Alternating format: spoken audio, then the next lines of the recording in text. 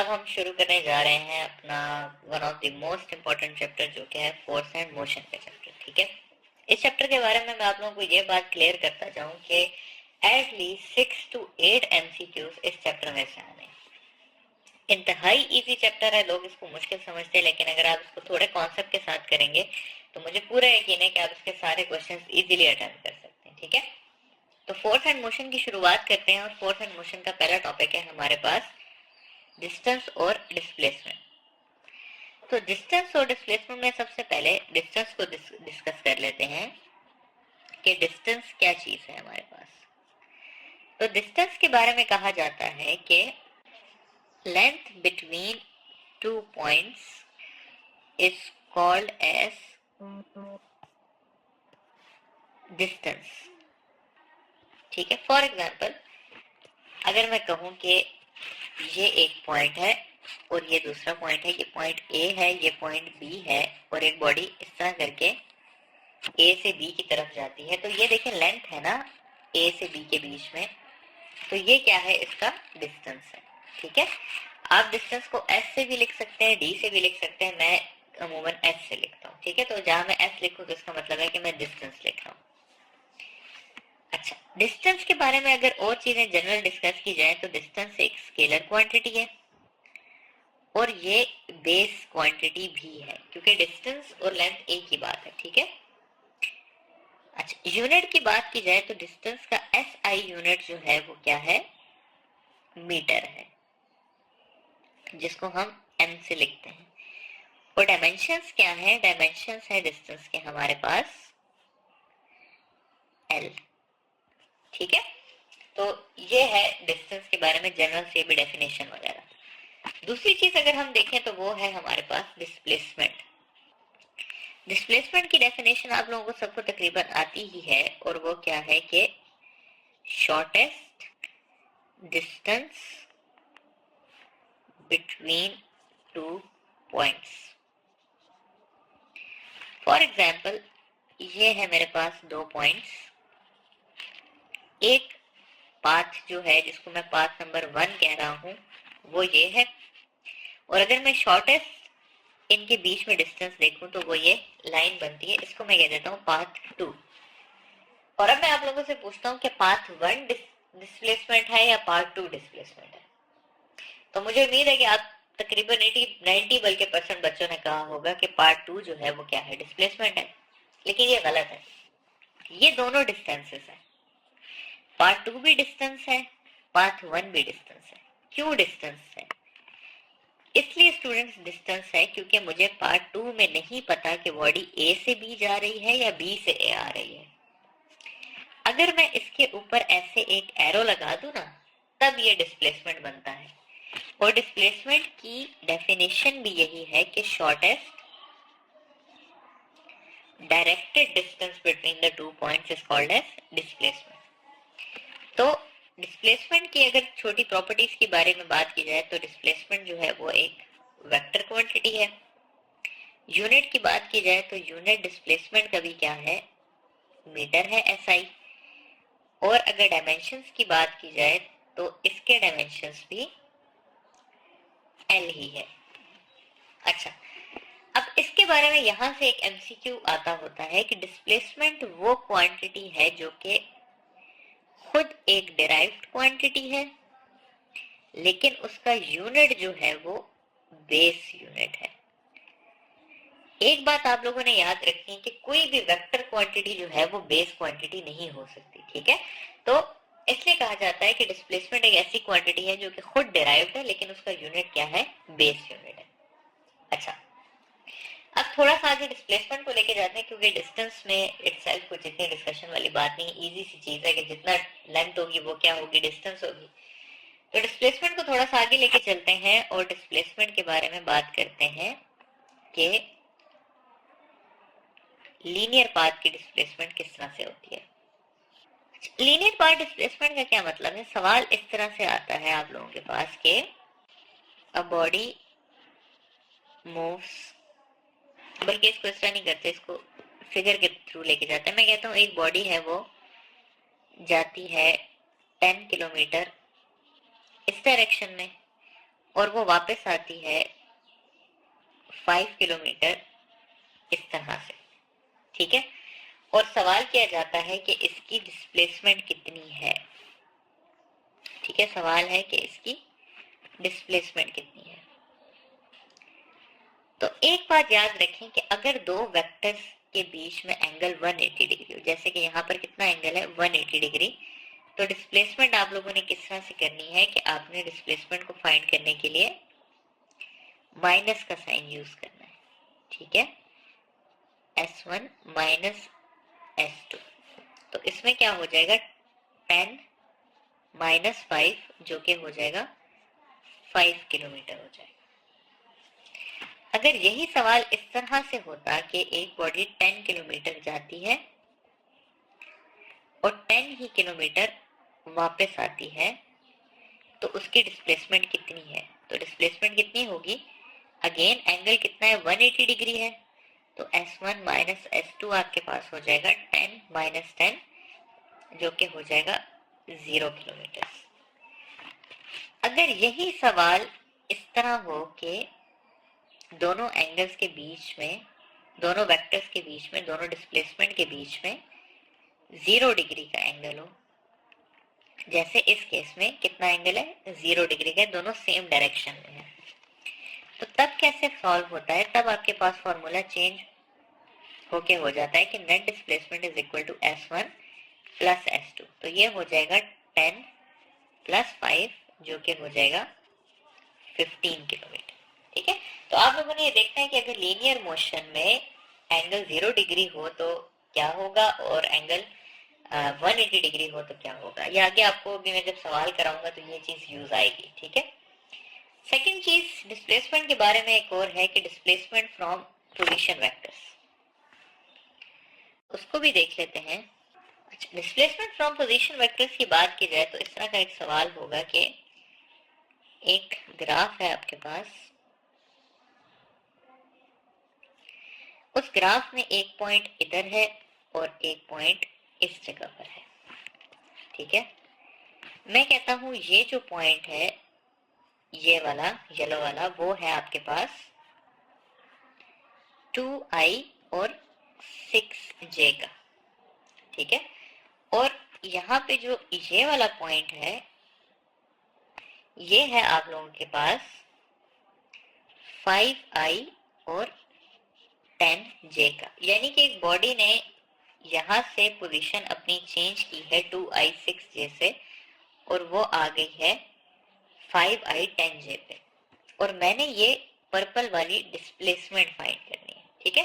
तो इस केस में डिस्प्लेसमेंट स्टूडेंट्स हमारे पास होती है कि displacement is equal to delta r या r2 माइनस r1 या final position minus initial position.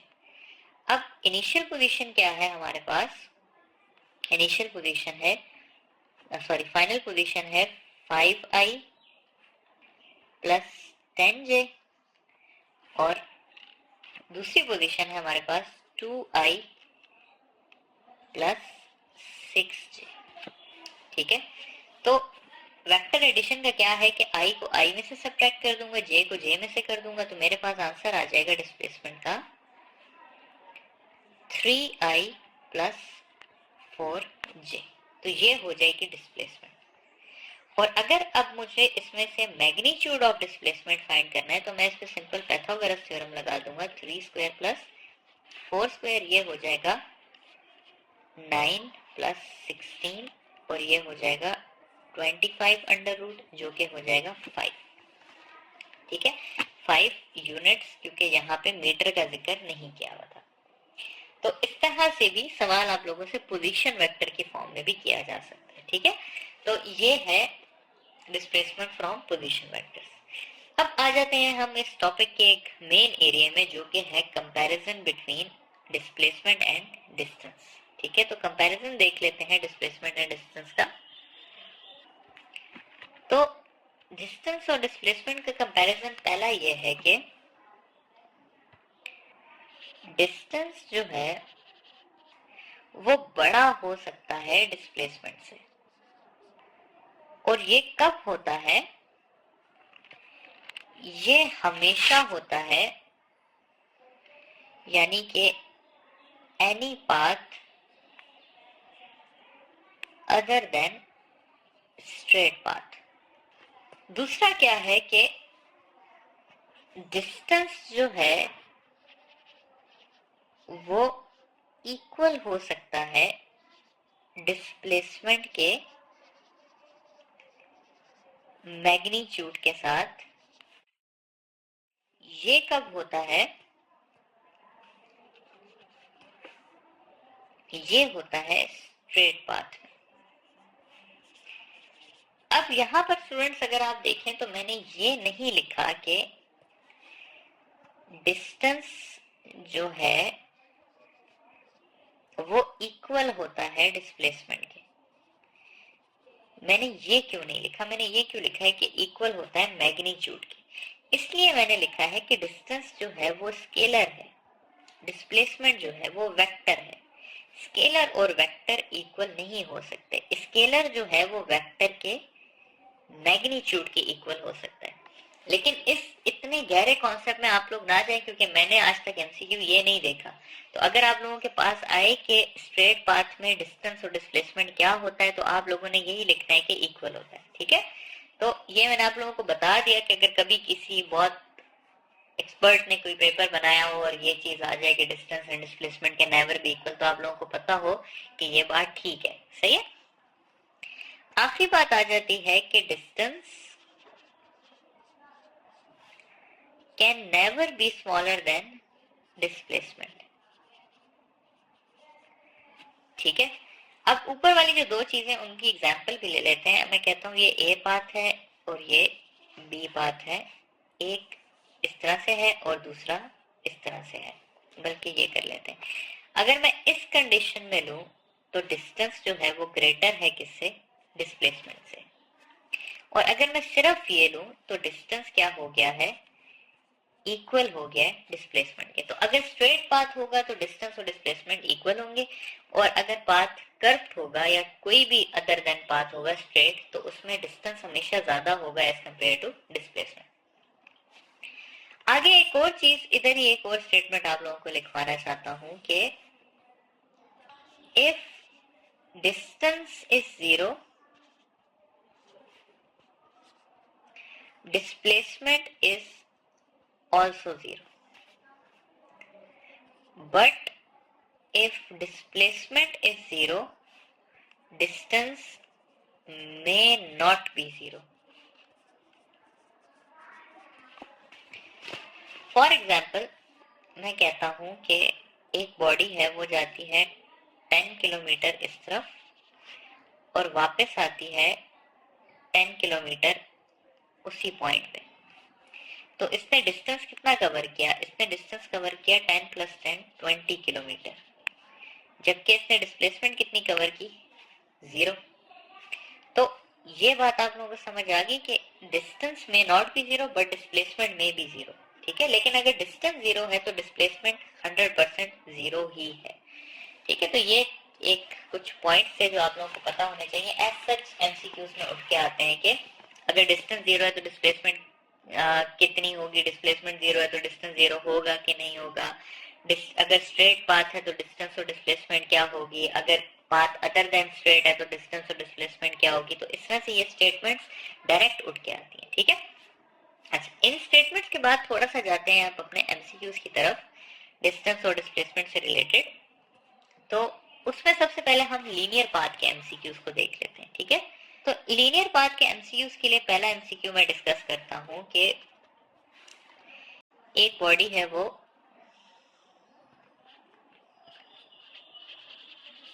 travels 8 kilometre east and then 8 kilometre west. ठीक है, तो डिस्टेंस और डिस्प्लेसमेंट फाइंड करना है। ऐसे तमाम सवालों के लिए मैं आपको कहूंगा कि आपने हमेशा क्या करना है? डायग्राम का यूज करना है। ठीक है, तो ईस्ट होता है राइट साइड पे, तो मैंने बना दिया कि ये 8 किलोमीटर गई ईस्ट पे और फिर 8 किलोमीटर वापस आई वेस्ट पे। तो इन दोनों के बीच एंगल कितना है? 180 डिग्री है। 180 डिग्री है तो डिस्प्लेसमेंट के लिए क्या होगा? डिस्प्लेसमेंट के लिए होगा 8 माइनस 8 और ये हो जाएगा 0। जबकि डिस्टेंस अगर मैं कैलकुलेट करूं तो डिस्टेंस होगा 8 प्लस 8 और वो हो जाएगा 16 किलोमीटर। ठीक है, तो इसने इस तरह से आ गया। दूसरा सवाल देख लेते हैं कि अब 0 नहीं आ रहा हमारे पास। अब सवाल कुछ इस तरह से है कि body travels 8 kilometre east and then 6 kilometre west, find distance and displacement. जब ऐसा सवाल आ गया तो अब आप लोगों ने क्या करना है कि अगेन वही 8 किलोमीटर गई है यहां से और 6 किलोमीटर आई है वापस। एंगल कितना है? अगेन 180 डिग्री है।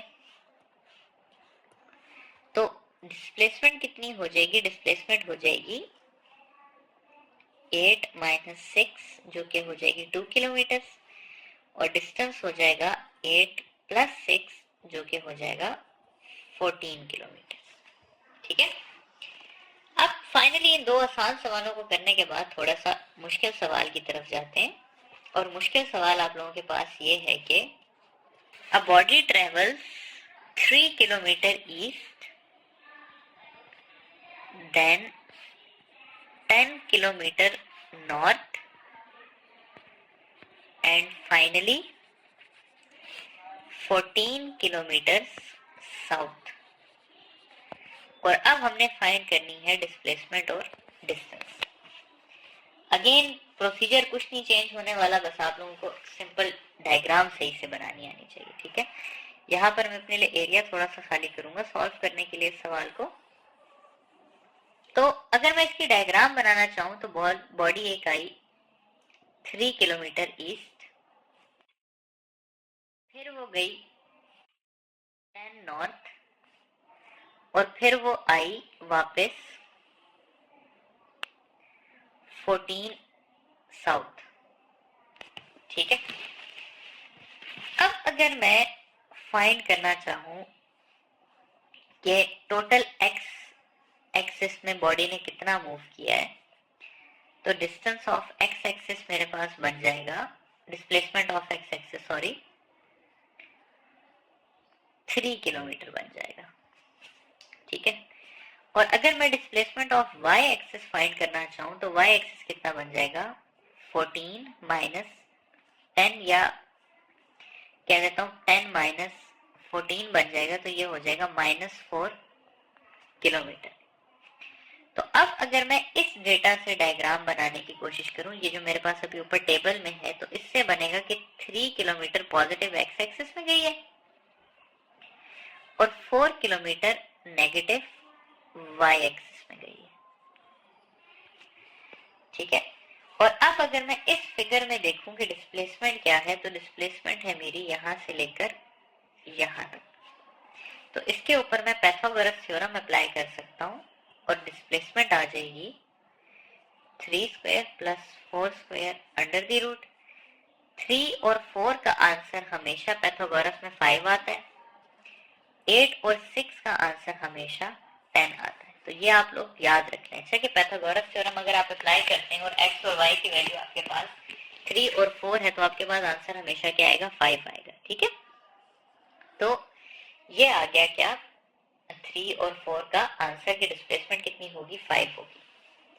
अब डिस्टेंस कितना होगा? डिस्टेंस के लिए हमने इन सबको ऐड कर देना है, तो हो जाएगा 3 प्लस 10 प्लस 14, आंसर हो जाएगा 27। अब इसके 3 स्टेप की जगह हम 4 स्टेप का सवाल करते हैं, इसको मजीद अच्छे तरीके से देखने के लिए।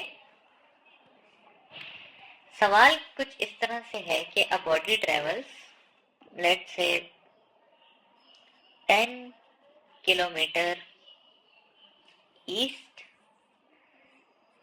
Then 16 kilometre south then 2 kilometer west and finally 10 kilometer north। और फाइंड करना है हमने डिस्प्लेसमेंट। ठीक है, तो वही बात है कि अगेन आपको डायग्राम बनानी पड़ेगी। डायग्राम क्या है, 10 किलोमीटर गई है ईस्ट, फिर गई है ये 16 किलोमीटर साउथ, 16 किलोमीटर यहां से वापस गई है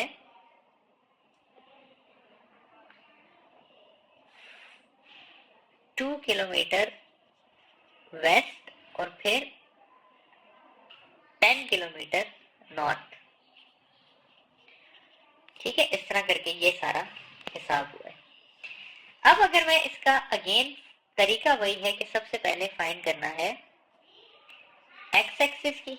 तो एक्स एक्सिस में क्या है कि पहले गई है 10, तो 10 माइनस 2, ठीक है, ईस्ट 10 था, 2 कितना था, ये था, तो 10 माइनस 2 कितना हो जाएगा, 8 किलोमीटर हो जाएगा। फिर y करेंगे तो y में क्या होगा, 16 किलोमीटर साउथ गई है तो माइनस 16, ठीक है, और फिर नॉर्थ आई है तो प्लस 10, क्योंकि साउथ के लिए माइनस यूज होता है, नॉर्थ के लिए प्लस यूज होता है, तो आंसर हो जाएगा माइनस 6 किलोमीटर। अब एक्स एक्सिस कितना है, +8 है, और y कितना है, -6 है। तो यानी कि इस तरह की डायग्राम बनी, +8 -6, अगेन वही पैथागोरस थ्योरम लगाएंगे। 8 और 6 का मैंने आपको क्या बताया, पैथागोरस थ्योरम कितना आता है, 10 आता है, तो आंसर क्या आ जाएगा, +10 किलोमीटर आ जाएगा। ठीक है, तो इस तरह से हम सॉल्व कर सकते हैं इस सवाल को। अच्छा, फाइनली डिस्टेंस और डिस्प्लेसमेंट इन अ सर्कल देख लेते हैं। सर्कल में किस तरह से देख लेते हैं, सवाल इस तरह आता है कि a body moves in a circle of radius r,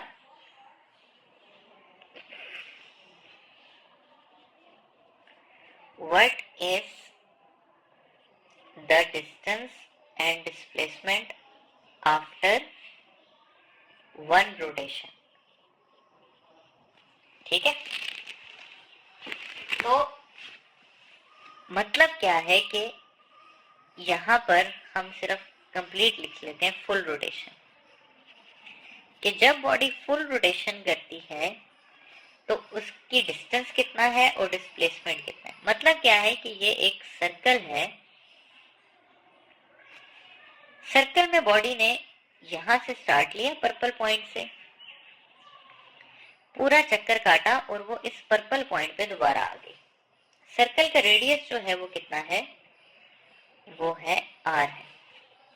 अगर मैं इस केस में डिस्टेंस की बात करूं तो डिस्टेंस होगा इक्वल टू सर्कमफेरेंस। सर्कमफेरेंस होती है 2 पाई r, तो डिस्टेंस कितना हो गया, 2 पाई r। डिस्प्लेसमेंट की अगर बात की जाए तो डिस्प्लेसमेंट यहाँ पर होगी 0। रीजन क्या है कि बॉडी जहां से स्टार्ट हुई उसने वहीं पे एंड कर लिया, तो डिस्प्लेसमेंट कितनी हुई, 0 हुई। अगले सवाल में कहते हैं जी कि बॉडी हाफ रोटेशन कवर करती है, यानी कि बॉडी यहां से स्टार्ट करती है,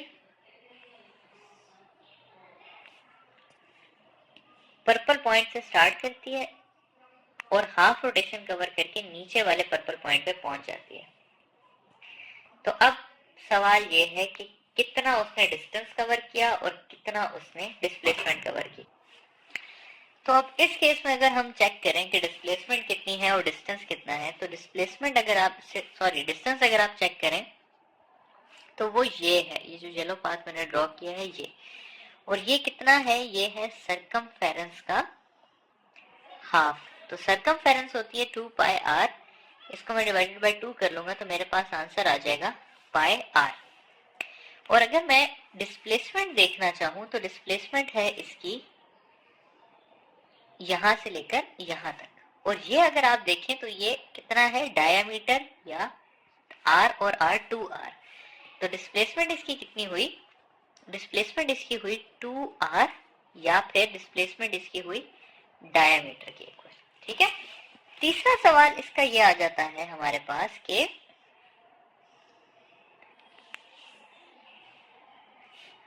बॉडी कवर्स क्वार्टर सर्कल, यानी कि बॉडी यहां से स्टार्ट हुई है और बॉडी आई है यहां तक, ठीक है। तो क्वार्टर सर्कल में इसने कितना डिस्टेंस और कितनी डिस्प्लेसमेंट कवर की? अगर मैं डिस्टेंस को देखूं तो वो होगा सरकमफेरेंस का फोर्थ पार्ट, तो वो हो जाएगा 2 पाई आर बाय 4 और इसका आंसर आ जाएगा पाई आर बाय 2।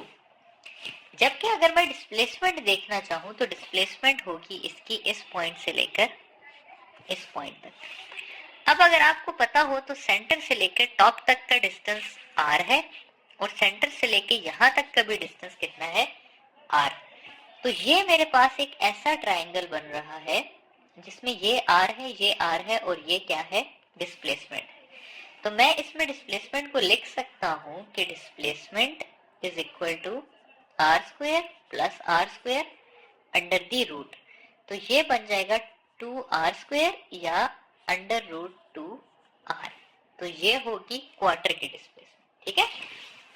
तो इस तरह से आपके सर्कल के भी सारे सवाल कवर हो जाते हैं। आई होप कि आप लोगों को डिस्टेंस और डिस्प्लेसमेंट का टॉपिक समझ आ गया होगा। अगला जो है वो है हमारे पास वेलोसिटी और स्पीड का।